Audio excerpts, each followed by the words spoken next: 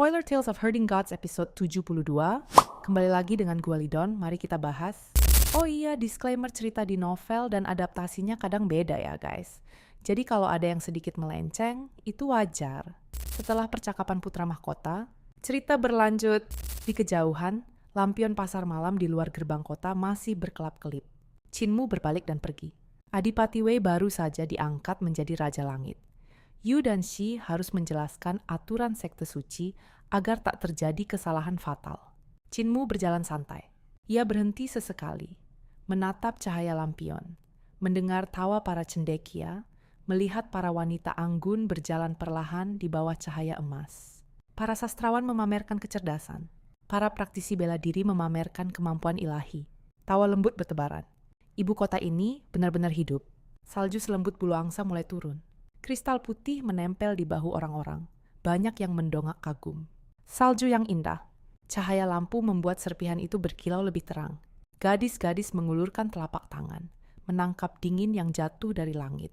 Kerumunan bukannya berkurang, malah semakin padat. Salju turun. Tahun baru semakin dekat. Akademi Agung akan segera libur. Entah nenek dan yang lain sudah kembali ke desa atau belum. Aroma kuah panas mengepul dari kios-kios. Chinmu duduk di warung mie. 2 mangkuk mie sauzi, tambah minyak cabai. Segera, sebuah suara tertawa keras. Adik Chin, akhirnya kutemukan kau. Kau janji membuatkanku kapal berbadan besi. Jangan kabur, 4 mangkuk sauzi, pedas. Dia yang bayar. Chinmu mendongak dan tersenyum tipis. Fan Yunxiao, apa yang membawamu ke ibu kota? Pria bermata bekas luka itu mendesah panjang. Jangan tanya. Kapalku hancur di udara. Hampir semua penumpang mati. Aku menyelamatkan mereka sebelum jatuh, tapi tak bisa mengantar sampai tujuan. Rugi besar. Aku mencarimu di Akademi Agung. Tak ketemu. Ternyata kau di sini. Buatkan kapal besi. Dunia sudah damai. Waktunya aku kembali berbisnis. Chinmu menatapnya. Damai? Artinya bandit itu kembali merampok. Besi mendalam, tembaga mendalam, uang? Ada. Bahkan cetak biru kapal menara. Kusogok petugas galangan. Chinmu mengangguk. Selesaikan sebelum akademi libur. Besok ke pabrik pengawasan Hukou. Ia melempar 1 koin dafeng ke pemilik kios. Pak, tak ada uang receh. 6 mangkuk cuma 30 koin tembaga. Simpan saja. Ia pergi. Fan Yunxiao menatap koin itu dan bersiul. Keesokan hari. Pabrik pengawasan Hukou di sungai itu penuh aktivitas. Api sejati melebur besi mendalam. Air sejati mendinginkan logam. Palu berdering, mesin pres menderu, Cipedang mengukir kayu. Fan membawa Chinmu ke sebuah bengkel luas, cukup untuk 6 kapal menara. Petugas menggerutu. 10 hari, setelah itu disegel. Fan menyelipkan dompet. 10 hari cukup. Petugas menimbangnya, lalu pergi. Fan menoleh gugup. Saudara Chin, cukup? Chinmu memeriksa cetak biru, membuat belasan perubahan. Sendirian sulit. Aku butuh bantuan. 10 hari ke depan, tak seorang pun boleh masuk. Jika masuk, tanggung sendiri akibatnya.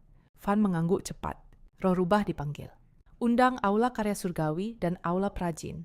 Gunakan panji teleportasi. Tak lama, 2 panji besar terbuka. 100 anggota berdiri di bawah masing-masing. Kepala aula memeriksa cetak biru. 10 hari, jika kedua aula bergabung, 5 kapal menara. Chinmu terdiam. 5? Bahan kami cukup. Mata Chinmu berbinar. Tempa 5 hari berlalu. Dentang logam tak pernah berhenti. Fan Yunxiao datang berkali-kali, tapi tak berani masuk. Salju turun tebal. 2 hari sebelum waktunya, ia tak tahan. Mengintip sebentar tak masalah. Pintu didorong pelan. Tepat di depannya. Dewa Iblis berlengan 8 dan berwajah 4 mencengkeram lehernya. Berani mengintip?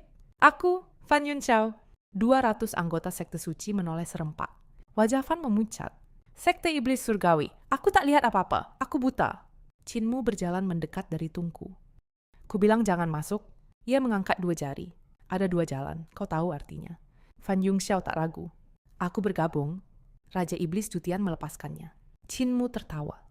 Mulai hari ini kita saudara. Di galangan kapal, Balai Kerajinan Alam dan Balai Pertukangan bekerja 10 hari tanpa henti. 5 kapal lahir dari api dan palu. 15 tungkupil rancangan Chinmu dipasang, dihubungkan ke binatang perunggu yang tertanam lambung kapal.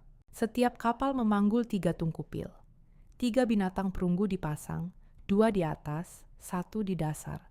Kepalanya dapat berputar ke segala arah, menyemburkan api seperti naga penjaga. 3 kapal besar, 2 kapal kecil. Yang kecil lengkap dengan kamar tamu, ruang kendali, palka tertata rapi.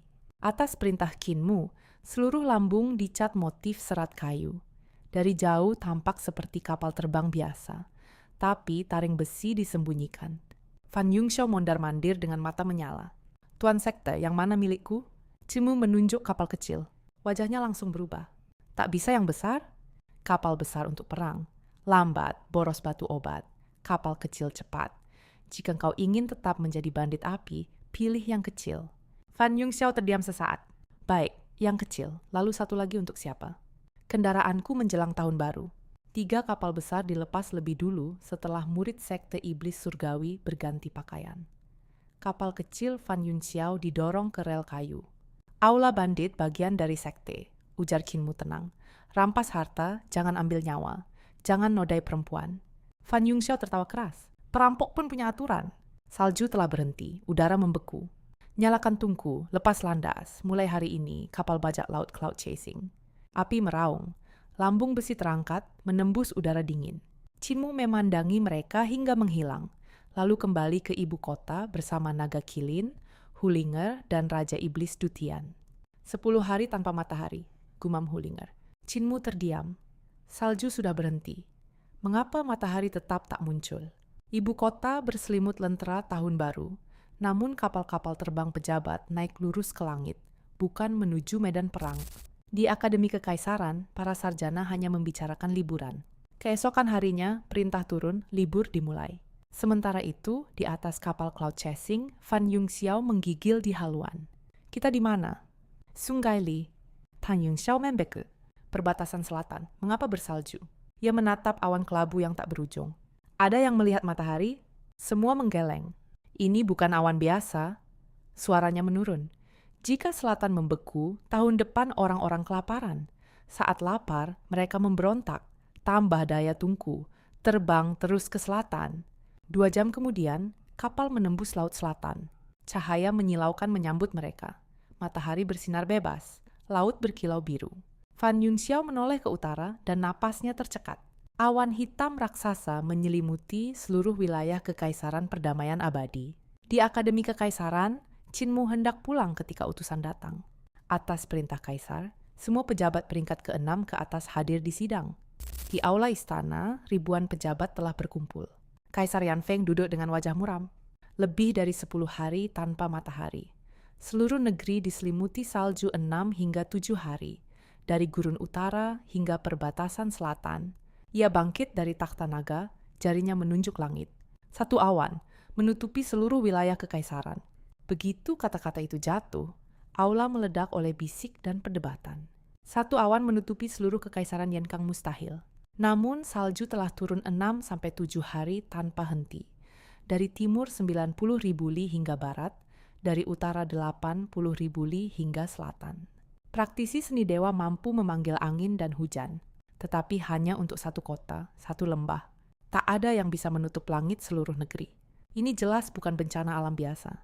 Di selatan Sungai Emas, salju jarang terlihat. Di selatan Sungai Surjing, hawa dingin hampir tak pernah singgah. Sungai Li bahkan seperti musim panas abadi. Namun kini, seluruh negeri membeku pada waktu yang sama. Kaisar Yanfeng terbatuk pelan, aula pun sunyi. Menteri Pertanian jelaskan. Seorang lelaki tua melangkah maju, jubahnya berat oleh tanggung jawab. Yang mulia, utara masih bisa bertahan. Mereka terbiasa musim dingin. Namun selatan, ia menarik napas. Setelah salju ini, ladang-ladang selatan akan membeku bersih. Tahun depan, tidak ada panen. Selatan yang mana? Tanya Menteri Pendapatan. Seluruh wilayah di selatan Sungai Emas. Semua menarik napas dingin. 2/3 wilayah kekaisaran berada di selatan Sungai Emas. 2/3 tanpa panen. Segera kirim jatah dari utara, seru seorang pejabat. Menteri Pertanian menggeleng. Perang telah menguras lumbung. Jika kita kirim semua sekarang, rakyat akan memakannya habis. Musim semi tak ada benih. Musim gugur tak ada hasil. Saat itu, orang lapar akan memakan manusia. Seluruh orang di aula membeku. Kita tak bisa membiarkan selatan mati kelaparan, bentak yang lain. Bantuan harus dikirim, tapi terbatas. Lumbung di selatan ada, namun milik klan dan tuan tanah besar. Jika kita sentuh, mereka bisa menghasut pemberontakan. Wajah Kaisar Yanfeng menggelap. Urusan klan besar serahkan padaku, lanjutkan. Bencana kedua, kata sang menteri. Utara menebangi hutan untuk bertahan dari dingin. Bukit-bukit menjadi gundul. Jika selatan melakukan hal sama, banjir dan longsor akan menyusul. Jika dilarang menebang, mereka membeku. Jika dibiarkan, bencana berikutnya menunggu. Satu hujan salju telah memaksa kerajaan besar memilih antara dua jurang maut. Dan kita tak tahu berapa lama awan ini bertahan. Lanjutnya, jika cepat cerah, kerusakan bisa ditekan. Jika tidak, negeri ini dalam bahaya. Kaisar bersandar lemas. Pemberontak tak membuatku gentar. Tapi awan ini bisa menghancurkan takdir negeri. Tatapannya menyapu aula. Siapa punya solusi? Tak seorang pun menjawab. Seorang pejabat sipil gemetar maju. Ini murka surga. Reformasi pengajar kekaisaran telah menyinggung hukum surgawi. Seret keluar, penggal. Jeritan memudar di balik pintu. Kaisar melangkah turun dari takhta naga, amarah membara. Reformasi itu keputusanku. Jika surga marah, biarlah murka padaku. Aku butuh solusi, bukan tahayul. Sunyi kembali menekan. Sebuah suara tenang terdengar. Jika tak bisa mengusir awan, simpanlah. Semua menoleh pada Kinmu. Kaisar menatapnya tajam. Jelaskan.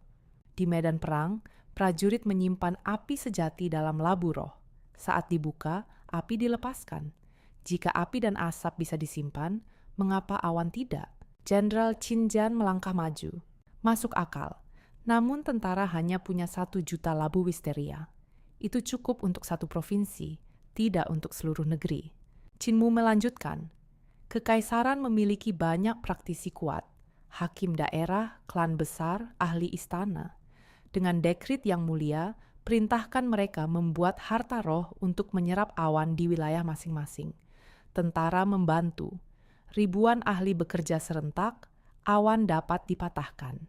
Kaisar termenung. Sebagian praktisi pengembara tak tunduk pada istana. Karena itu, jawab Qinmu, yang mulia harus memimpin sendiri. Jika kaisar turun tangan, siapa berani membangkang?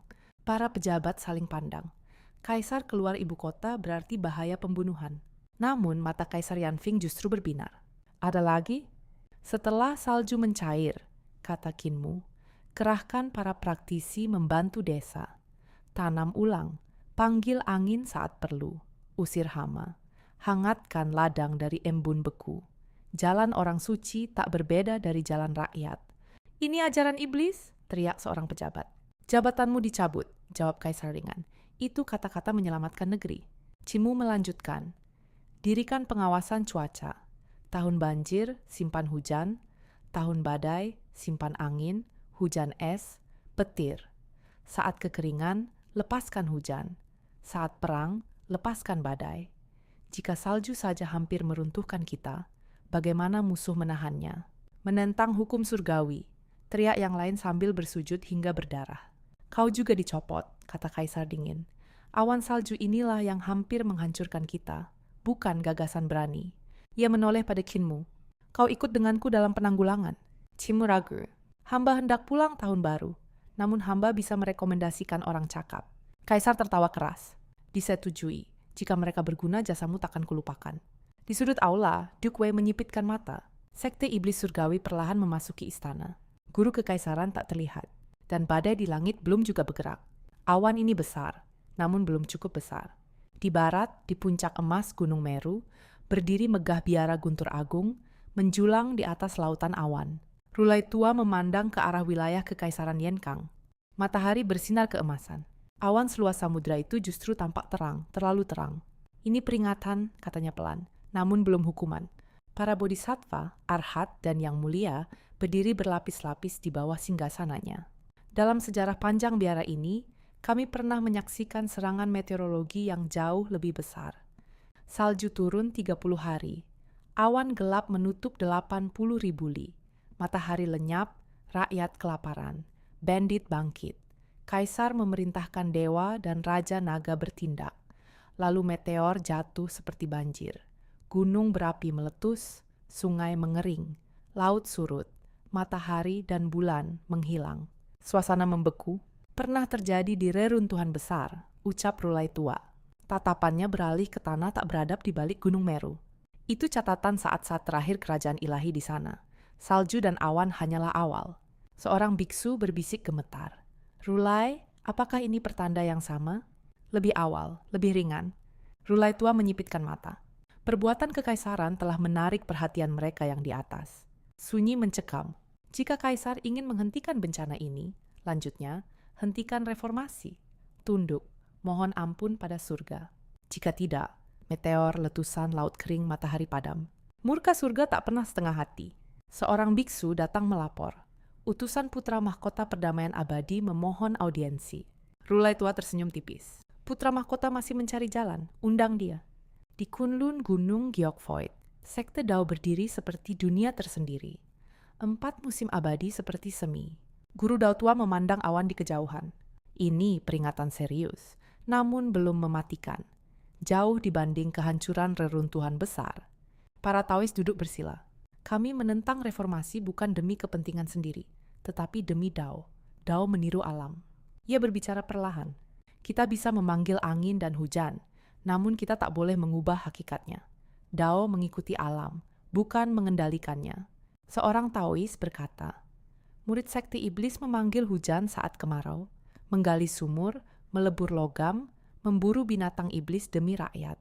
Guru Dao menggeleng, menggunakan Dao untuk mengubah alam, berarti merusak Dao agung. Itulah sebabnya mereka disebut iblis. Ia menatap awan. Bencana reruntuhan besar akan terulang. Ini hukuman surga. Namun suaranya melunak. Turunlah gunung.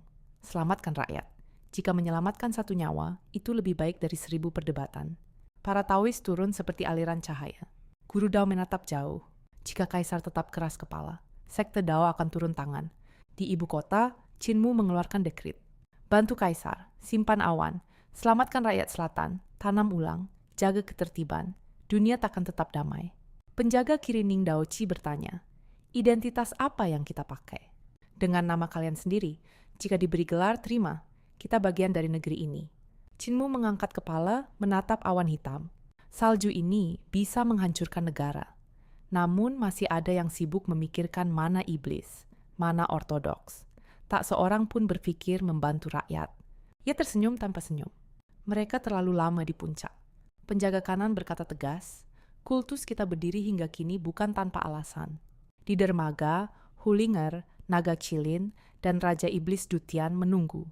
Kita beli barang tahun baru dulu, kata Qinmu ringan. Kota perbatasan naga mungkin sepi. Raja Iblis Dutian mendengus. Awan ini, metode dewa. Jika tubuh asliku turun, aku bisa memusnahkan rasmu. Namun ini hanya pukulan ringan. Peringatan, Qinmu terdiam. Ya, dewa yang melakukannya masih bersikap lembut. Qinmu mengepalkan tangan. Jika para dewa dan iblis tidak mati, masalah takkan pernah berakhir. Di atas awan tertinggi, guru kekaisaran berdiri memandang langit yang menutup negeri. Istri, katanya pelan, jika para dewa dan iblis tidak mati, takkan ada akhir. Wanita di sisinya menatapnya lembut. Suami tidak kembali membantu? Tak perlu. Jika kaisar tak mampu, akan ada yang menyelesaikannya. Ia berbalik, mari kita ke ibu kota Giok kecil di langit. Ibu kota Giok kecil di langit. Istri pengajar kekaisaran mendongak. Nama itu terdengar seperti ukiran pada batu giok murni, bening, dingin, dan abadi. Ibu kota Giok. Sebuah kota dari giok surgawi, tempat para makhluk abadi bersemayam. Tanpa asap, tanpa api, tanpa debu dunia fana. Tak ada napas manusia, tak ada bau tanah. Guru kekaisaran dari kekaisaran Yenkang berdiri di atas awan, jubahnya bergoyang perlahan. Dulu, ucapnya tenang, pengembara Jen keluar dari tempat itu untuk menghentikanku. Matanya menyipit, menyimpan bayangan masa lalu. Dia gagal. Angin tinggi berdesir. Sebelum ajalnya, dia memintaku pergi ke ibu kota Giok kecil.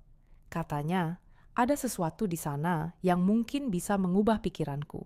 Ia menatap jauh ke depan. Dan sekarang, aku datang. Kabut di hadapan mereka bergulung perlahan. Awan tersibak seperti tirai istana surgawi. Di kejauhan, bayangan negeri dongeng mulai terlihat. Menara-menara giok berdiri di atas pilar cahaya. Jembatan tipis membentang di antara pulau-pulau awan. Cahaya keemasan berpendar tanpa sumber. Seakan matahari sendiri tunduk pada tempat itu. Gunung-gunung kecil mengambang dalam keheningan. Air terjun mengalir tanpa suara, jatuh ke kehampaan yang tak berdasar. Segalanya samar, namun nyata. seperti legenda kuno yang perlahan membuka mata. Oke guys, segitu aja untuk spoilernya. Thank you for watching. Jangan lupa like and subscribe ya guys. Bye-bye!